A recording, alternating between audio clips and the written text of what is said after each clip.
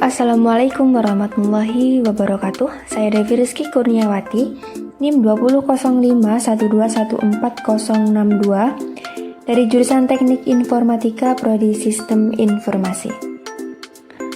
Nah, di video kali ini saya akan membahas mengenai standarisasi jaringan komputer. Nah, pertama kita bahas terlebih dahulu pengertian dari standarisasi. Standarisasi ini merupakan sebuah aturan main atau protokol yang digunakan agar semua hal atau pekerjaan dapat berjalan dengan baik. Nah, lalu apa sih kegunaan dari standarisasi ini? Standarisasi kegunaannya adalah yang pertama untuk dapat digunakan banyak orang. Nah, kenapa dapat digunakan banyak orang? Karena standarisasi ini nantinya akan menjadi patokan atau sebuah standar ya, sehingga orang tidak hanya kita aja yang bisa pakai, tapi orang lain juga bisa memakai. Kemudian yang kedua, memudahkan komunikasi satu sama lain, dan yang ketiga, memudahkan dalam melakukan pekerjaan. Nah, intinya sebuah standarisasi harus dibangun dan diberlakukan secara umum untuk memudahkan komunikasi antara satu dengan yang lainnya, seperti itu. Kemudian kita lanjut ke perbedaan OSI layer dan TCP layer. Apa itu OSI layer atau TCP layer? Yang pertama, OSI layer adalah standar komunikasi yang digunakan dalam suatu jaringan komputer. Sedangkan TCP layer adalah standar komunikasi data ya. Perbedaannya di sini, standar komunikasi data yang digunakan untuk saling mengirim data antar komputer dalam jaringan internet. Nah, perbedaan pada OSI layer memiliki 7 layer, sedangkan TCP layer memiliki 4 layer. Kemudian OSI layer ada 3 layer yang berkaitan dengan aplikasi ya, yaitu pada layer application, layer presentation, dan layer session. Sedangkan pada TCP layer hanya memiliki 1 layer yang berkaitan dengan aplikasi, yaitu pada application layer. Kemudian yang ketiga, OSI layer, komunikasi data dimodelkan dalam 2 layer, yaitu pada data link dan physical layer. Nah, sedangkan pada TCP, komunikasi data dimodelkan dalam 1 layer saja, yaitu pada network access. Kemudian OSI layer jarang digunakan, sedangkan TCP layer populer digunakan. Kenapa TCP layer lebih populer digunakan? Karena lebih sederhana ketimbang model OSI layer. Teknologi yang sebagian digunakan oleh kita sehari-hari untuk mengakses internet adalah teknologi pada TCP atau IP, bukan pada teknologi OSI, seperti itu. Kemudian pada OSI layer pengembangan model berdasarkan teori, sedangkan TCP mengembangkan model setelah sudah diimplementasikan. Nah, untuk jangka panjang, kemungkinan TCP atau IP ini yang akan menjadi standar dunia jaringan komputer, tidak seperti pada OSI layer. OSI layer dengan TCP layer memiliki perbedaan yang cukup banyak. Nah, hal ini disebabkan karena OSI layer dan TCP layer dirancang berbeda. Nah, walaupun pada dasarnya memiliki kegunaan yang cukup sama. Nah, sedangkan pada TCP layer ini merupakan suatu protokol spesifik atau yang bersifat khusus, sedangkan OSI layer merupakan suatu protokol independen ya, atau bersifat sendiri. Seperti itu gambarannya. Kemudian, nah ini perbedaan layer pada OSI layer dan TCP layer. Nah, yang pertama OSI layer. Nah, ini pada layer pertama ada physical layer. Nah, yang paling bawah ini adalah lapisan pertama. Kemudian lapisan kedua data link layer. Kemudian lapisan ketiga network layer. Lapisan keempat transport layer. Kemudian 5 session layer. Kemudian presentation layer. Dan application layer adalah lapisan paling atas atau layer ke-7. Nah, sedangkan pada TCP layer ini hanya memiliki 4 layer saja. Yang pertama adalah link layer, kemudian internet layer, transport layer, dan kemudian application layer. Nah, kita lanjut ke perbedaan TCP dan UDP. Apa itu TCP? TCP Transmission Control Protocol dan UDP adalah User Datagram Protocol. Nah, keduanya adalah protokol jaringan yang mentransfer data melalui internet dari perangkat ke server web. UDP atau User Datagram Protocol merupakan salah satu tipe protokol yang mempunyai karakteristik tidak berbasis koneksi. Nah, sebaliknya, TCP menggunakan koneksi. Salah satu protokol ini umumnya digunakan pada saat kita mengobrol dengan orang lain melalui Skype atau mengirimkan email, bisa menonton video secara daring atau sekedar menelusuri web. Nah, kemudian kita bahas bagaimana TCP bekerja dan UDP bekerja. Nah, yang pertama kita bahas TCP bekerja dulu ya. Nah, awalnya TCP memberikan setiap paket data nomor urut atau tanda pengenal yang unik ya, sehingga penerima dapat mengidentifikasi paket yang sedang diterima dan yang akan datang berikutnya. Jadi paket, nah ini seperti ini. Pengirim, nah paketnya diberi nama atau tanda pengenal seperti ini ya, contohnya paket 1 kemudian diterima seperti itu.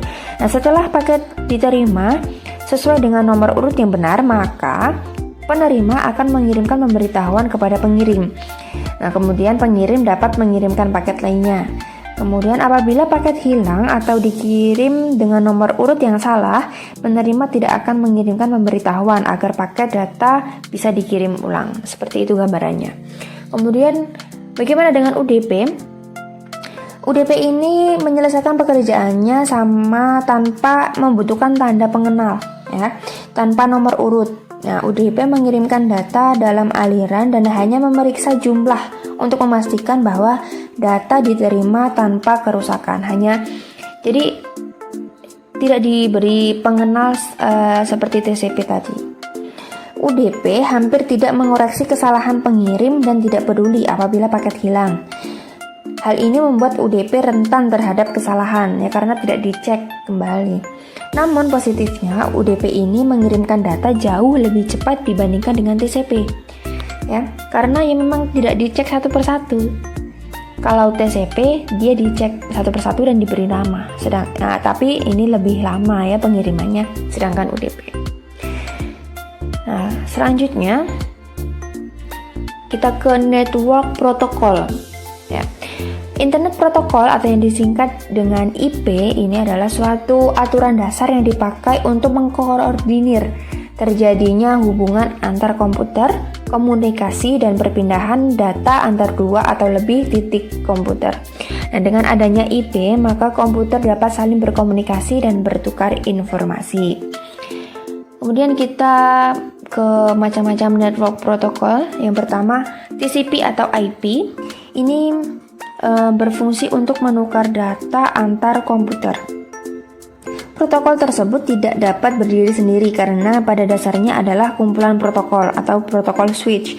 Protokol ini adalah protokol standar pada jaringan internet yang menghubungkan beberapa komputer yang memiliki perbedaan mesin operation system guna berhubungan dengan satu sama lain. Dan kemudian yang kedua ada DNS atau Domain Name System. Sistem pendistribusian data yang bertujuan untuk mencari data komputer di jaringan yang memakai TCP atau IP. Nah, biasanya DNS ini dipakai di aplikasi yang terhubung ke internet seperti web browser atau email.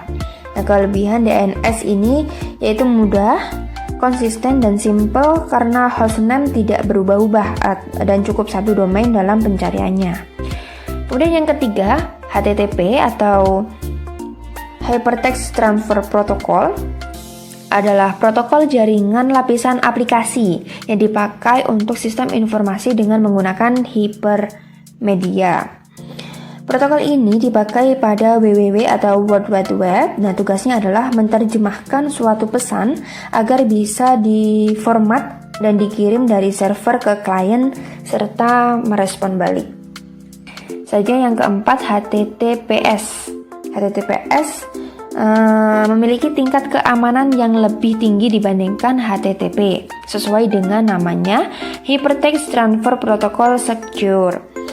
Nah, HTTPS ini komunikasi yang melindungi integritas atau kerahasiaan data pengguna antara komputer dan situs. Sehingga ada baiknya kita mengadopsi HTTPS untuk melindungi koneksi pengguna ke situs.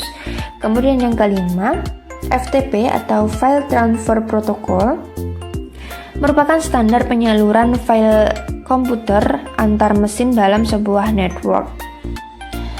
Nah, pengguna yang terdaftar dapat mengakses dan mengunduh berkas-berkas yang diinginkan, sedangkan bagi pengguna yang belum terdaftar dapat mengakses melalui email. Kemudian yang keenam, UDP.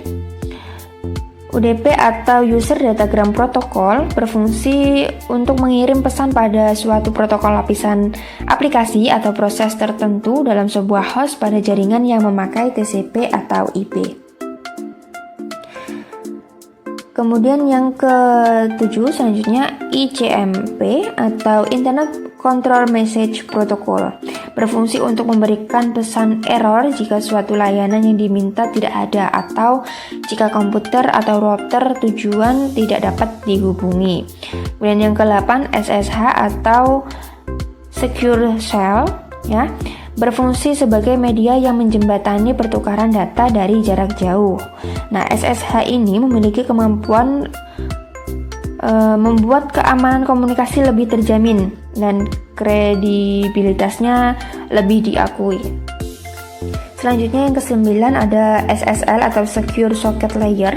Nah, protokol ini menyandang predikat sebagai protokol dengan kemampuan enkripsi tingkat tinggi.